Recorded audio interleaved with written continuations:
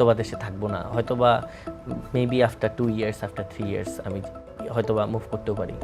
গানের বাইরে মানবিক কাজে সক্রিয়, এবার দেশ ছাড়ার পরিকল্পনা জানালেন কুড়ের ঘর ব্যান্ডের তারকা। টিভি অনুষ্ঠানে জানালেন হতাশার কথা, ব্যথিত মনেও ভাবছেন বিদেশ যাওয়ার কথা।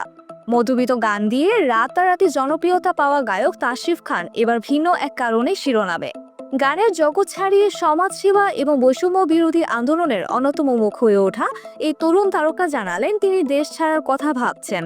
সম্প্রতি এক টিভি সাক্ষাৎকারে তিনি জানান দেশের চলমান রাজনৈতিক অবস্থা, সামাজিক বৈষম্য, নিরাপত্তাহীনতা এবং মানসিক চাপে তিনি গভীর হতাশায় ভুগছেন। তাশরিফ বলেন দেশের জন্য সারা জীবন কাজ করতে চাই, কিন্তু ছোটবেলা থেকে বিদেশ শুনলে ভালো লাগতো না। এখনকার রাজনৈতিক প্রেক্ষাপট ও যেসব নোংরামি দেখছি তাতে আর ভালো লাগে না, এগুলো নিতে পারি না, অনেক কষ্ট হয়। তিনি আরও বলেন আমার ইচ্ছা করে হয়তো আগামী 2-3 বছরের মধ্যে দেশের বাইরে চলে যেতে পারি। দেশের সেবা করার জন্য বড় কেউ হতে হয় না, এই বিশ্বাস আমার।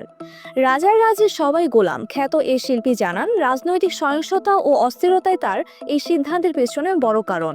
এছাড়া বৈষম্য বিরোধী আন্দোলনের সড়ক হয়ে সরকারের ঘনিষ্ঠ মহলের চাপে পড়ার কথাও তুলে ধরেন তিনি।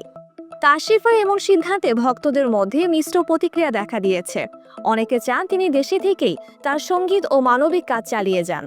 তাশরিফের উল্লেখযোগ্য গানগুলোর মধ্যে রয়েছে তুমি মানে আমি, ময়নারে, ব্যাচেলার, তাই তো আইলাম সাগরে এবং মধ্যবিত্ত।